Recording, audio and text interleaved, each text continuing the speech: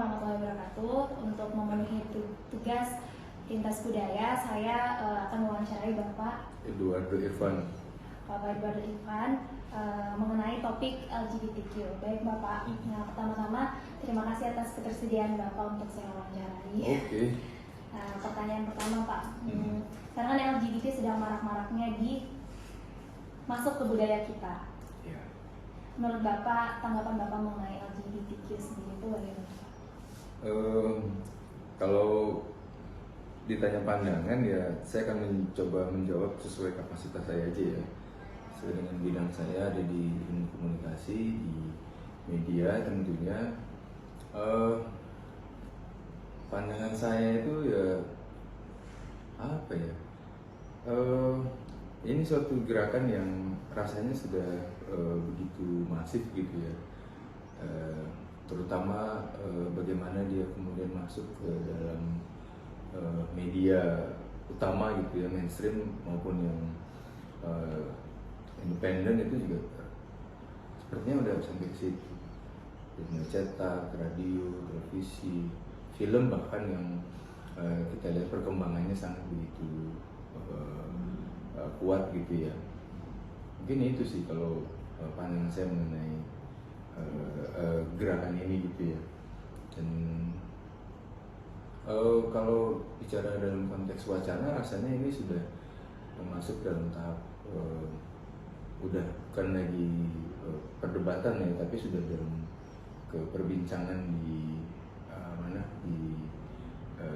di ruang-ruang yang dulunya kita nggak mengira wacana LGBT ini akan dibahas, tapi kemudian sekarang hari ini mungkin sudah dibahas gitu ya, misalkan di sekolah.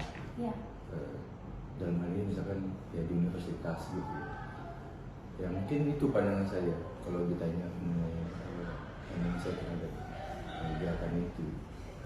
Baik Bapak, menurut Bapak apa yang menyebabkan Indonesia menjadi negara yang bisa dibilang terpengaruh pada budaya LGBT yang datangnya dari luar, padahal kita mengetahui Indonesia sebagai negara dengan muslim terbanyak di dunia Pak? Iya, kan jelas ya bahwa kalau kita bicara studi tentang media misalkan gitu ya, bahkan sudah banyak penelitian yang menyebutkan bahwa media itu sangat powerful sekali gitu ya, untuk bagaimana sebuah ideologi itu bisa ditransmisikan kemudian disebarluaskan. Nah, gerakan LGBTQ ya salah satunya paham betul mengenai tools mana yang dia gunakan untuk kemudian menyebarkan ide-ide yang mereka ingin sampaikan gitu ya. Nah, ya Indonesia sebagai negara yang sedang berdemokrasi, sedang belajar berdemokrasi, tentunya ini juga nggak bisa lepas kan dari perkembangan suasana itu ya, ditambah bagaimana kemudian teknologi masuk ke dalam sendi-sendi kehidupan kita yang pada akhirnya menyebabkan ide-ide tentang LGBTQ ini yang berkembang pesat gitu. Betul Pak, saya juga setuju karena banyak kita melihat anak-anak yang berada di usia sekolah kemudian menunjukkan jati dirinya dengan sangat percaya diri melalui sosial media, jadi terpapar ya Pak ya. Iya, itu maksudnya.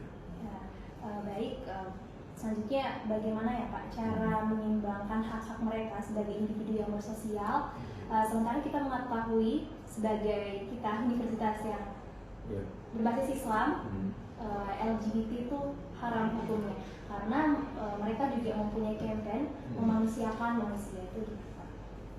Ya kan nggak perlu jadi LGBTQ untuk memanusiakan manusia gitu. Di agama kita kan juga sebenarnya mengajarkan bagaimana memanusiakan manusia gitu ya, tapi dengan porsi yang cukup lah gitu ya. Kita lihat misalkan bagaimana kalau kita bicara hak ya, kalau kita bicara hak itu laki-laki dan perempuan kan sudah diatur gitu, sudah diatur sudah ditetapkan dan rasanya ya pas aja gitu. Sekarang kan ide-ide tentang LGBT gitu juga kan salah satunya yang saya pahami adalah bagaimana mereka menginginkan adanya gender lain kan selain laki-laki dan perempuan itu. Kalau dalam bahasa mereka mungkin gender netral itu ya. Dan dalam banyak penelitian itu kan juga sebenarnya sudah terbantahkan gitu ya. Artinya yang ada memang hanya laki-laki dan perempuan kan gitu. Bicara masalah hak gitu ya, ya apa yang perlu diperjuangkan, apa yang perlu dipertahankan. Kalau agama kita saja yang kita pahami sebagai pedoman hidup kita di muka bumi ini sudah memanusiakan manusia, kan jadi suatu hal yang aneh ya ketika ada manusia yang minta atau sampai berkampanye untuk memanusiakan manusia gitu ya. Padahal ya kita sebagai manusia juga sebetulnya tujuan hidupnya ya, kalau kita bicara agama kita ya sudah, saya pikir agama lain juga pasti sudah mengajarkan itu hal yang sama kalau dalam konteksnya memanusiakan manusia gitu sih. Kalau gitu Pak, soalnya selanjutnya menurut Bapak untuk menjaga generasi kita Pak, apakah perlu dilakukan penolakan terhadap LGBTQ secara keras?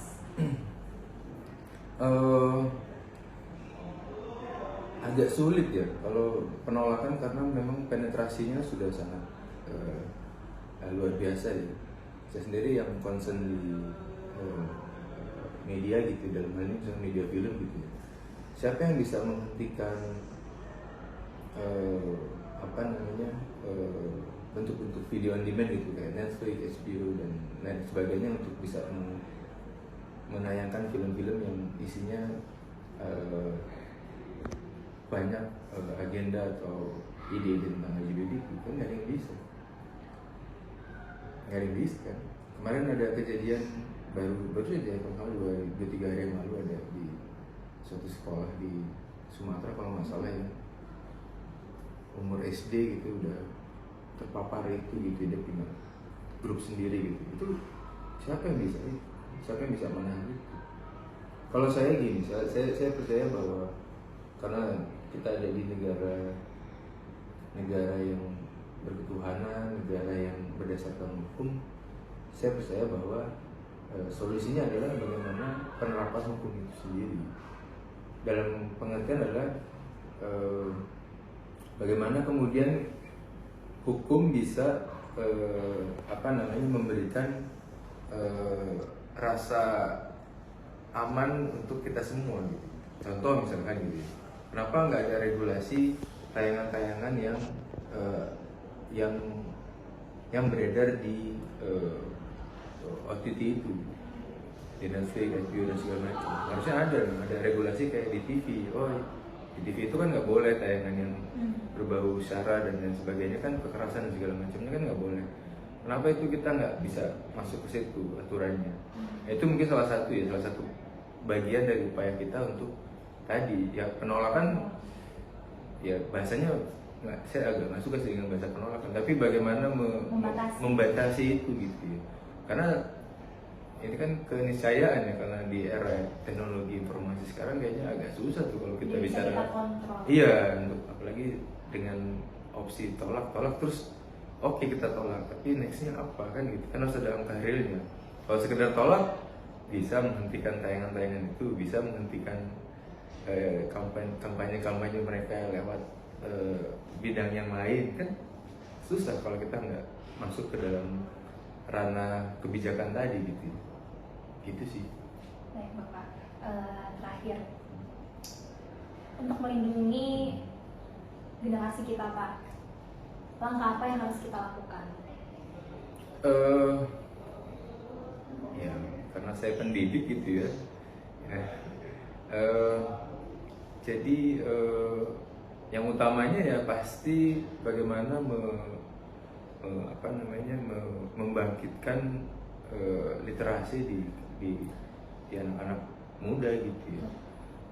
Membaca itu kan jauh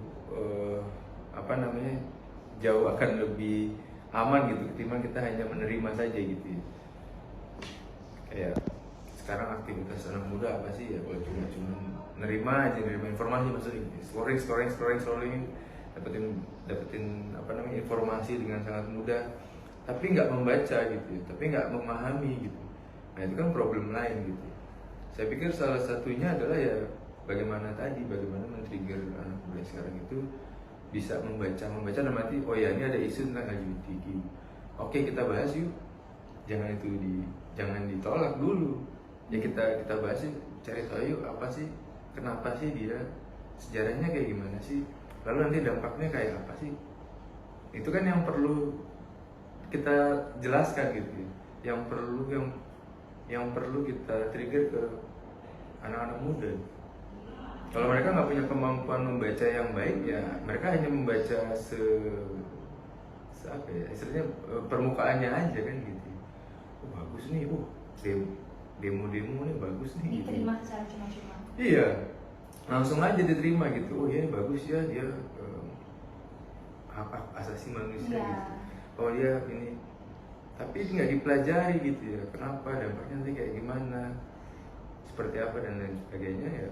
Akhirnya ya dalam tanda kutip ikut-ikutan aja gitu. Kan ada beberapa kali kan saya pernah melihat gitu ya aksi-aksi mereka gitu, dan kemudian ketika ditanyakan tentang apa yang menjadi concern mereka nggak tahu sebenarnya itu apa ya, sekedar ikut-ikutan aja pada akhirnya. Oh ini masuk dalam euforianya anak muda sekarang, tren anak sekarang dan segala macam, terlihat keren karena bisa menyuarakan suara orang-orang yang terpinggirkan, kata mereka kan gitu. Nah ini kan yang harusnya kita, karena kalau tadi pakai prinsip penolakan agak sulit juga gitu ya. Mungkin itu sih kalau saya. Kalau begitu Pak, itu pertanyaan terakhir. Terima kasih Bapak atas ketersediaannya sekali lagi untuk saya wawancarai. Semoga teman-teman kita bisa mengambil insight dari percakapan saya dan Bapak Edo. Terima kasih.